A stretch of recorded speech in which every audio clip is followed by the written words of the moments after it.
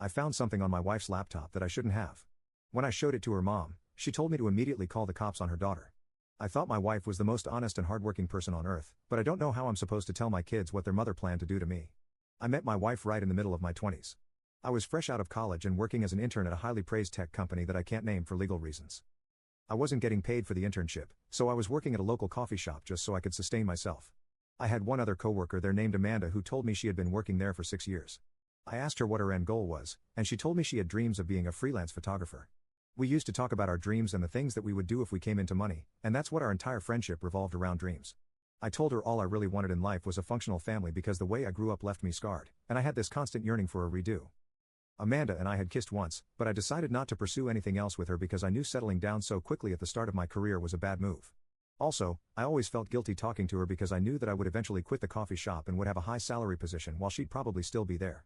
When it did become time for me to quit the coffee shop, I left a note on a napkin with my number saying to stay in contact and left it for Amanda. I did it as a courtesy, not thinking much would come out of it. When I got my new position, I felt finally settled and financially secure. I was able to move to a penthouse after the first 3 months, and my life seemed like it was on rise. Everything that was peaceful in my life turned upside down when Amanda showed up at my doorstep. I saw her on my Ring camera, and I was confused about how she found my address.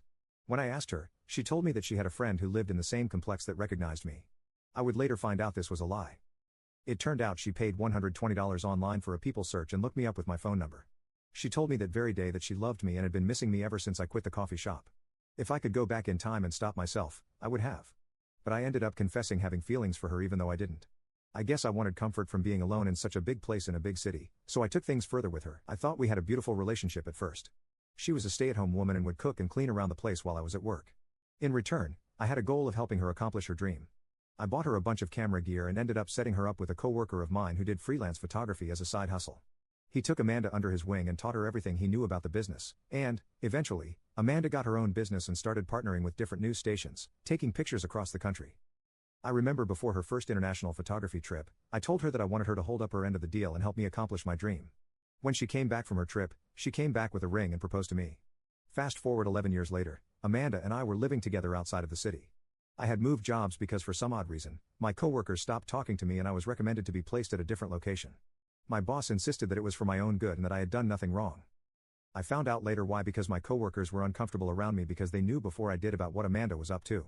I didn't know anything, though, so Amanda and I were raising our 2 boys together, and they're the loves of my life. I get to work hybrid from work, and I'm able to work remotely at home most of the time so I can be with my boys. On the other hand, Amanda was always traveling in and out of the country to Thailand, Haiti, Vietnam, and Colombia taking pictures for different news outlets. When I needed help with the kids, my mother-in-law would come over and help out. Me and Amanda's mom didn't have the closest relationship, but we had a mutual respect for each other. We didn't have to necessarily like each other, but we both loved my sons, and she knew I took damn good care of her daughter. So later on, when I opened up my wife's laptop, I knew she was the only person I could trust. I was suspicious of Amanda for a couple of months at this point. She would come home past her planned arrival time, and when she did come home, she wasn't excited to see me. Every time I tried to initiate spicy time with her, she would tell me that I needed to lose weight. I had gained some from her pregnancy, but I knew I wasn't obese or anything, and that really ruined my self-esteem. I couldn't understand why my wife was being so loveless towards me. I did everything to try to please Amanda. I cooked her favorite meals for when she got back. I made sure she always came home to a clean house and a welcome back gift basket. And worst of all, I started taking Avi Clinic Elite to start putting off the weight. After a while of taking Avi, which actually made me lose weight so rapidly, I started second-guessing myself and realized that I wasn't taking these for the right reasons.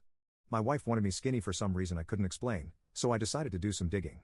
One night when she came back from her trip to Thailand, I did a bit of ethical hacking to unlock her laptop. Some of you might think I'm toxic for invading her privacy. Had I not invaded her privacy, I would have been dead. When I opened up her laptop, I found a folder that said family. I opened it and found pictures of our beautiful sons.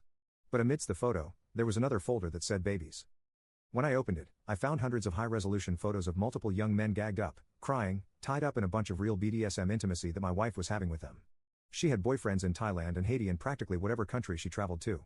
Upon further inspection, I saw that she would make them post with the money she would give them in exchange for being her boyfriends. The worst part? She had her own hidden Twitter page where she posted all of her intimacy adventures. I kept crying as I kept looking, but I couldn't turn away from this. This woman was using all the camera equipment I bought her to cheat on me. She wanted me to lose weight because she wanted me as skinny and fragile as all her boyfriends. To think that I actually started taking Avi for her and not myself. I downloaded as much evidence I could from her laptop and imported it to a spare laptop I had to show her mother. When I showed my mother-in-law, a part of her wasn't shocked. She was slightly upset, but just sighed like she saw this coming. She sat me down and said that this was the exact same reason Amanda was kicked out of college and started working in that coffee shop. During college, she had an intimacy addiction and would sneak cameras in during intimacy and started a page on Twitter where she shared her adventures. I couldn't believe this at all. My boys were not safe with this woman, and I needed to get out of this quickly, but I needed to do things quietly. I had bags packed in secret from Amanda just in case something went south, but when she came back from her next trip, she said something unexpected. She came back with flowers and takeout dinner saying that she felt bad for not being so present in our marriage and wanting to reignite the spark between us. So she bought us tickets to Haiti to go on vacation. Immediate big red flag. I acted like everything was okay, and I agreed to go with her soon. I told her mother-in-law, and she became very pensive. Even she was confused as to why she would take me to Haiti. She asked if I checked everything from her laptop, and I said I wasn't sure. So we looked at all the files we downloaded together. We looked through the photos, search history, settings, and everything until we saw her payment history. There was a recent PayPal transaction of $12,000 to an anonymous name with the recipient being located in Haiti. I must have been in denial because my first thoughts were it was a resort over there. My mother-in-law, however, told me to call the police immediately. Before I could even ask, she ran to get the phone and called them. She ordered me to take my sons to her car, and together, we drove to her house. She wouldn't say what she figured out in the entire car ride. I was bawling my eyes out. She told me that she'd seen her work in Haiti before. She's interviewed local gangs over there, and she herself remembered reading an article about a couple who mysteriously had their lives taken from a Haitian gang.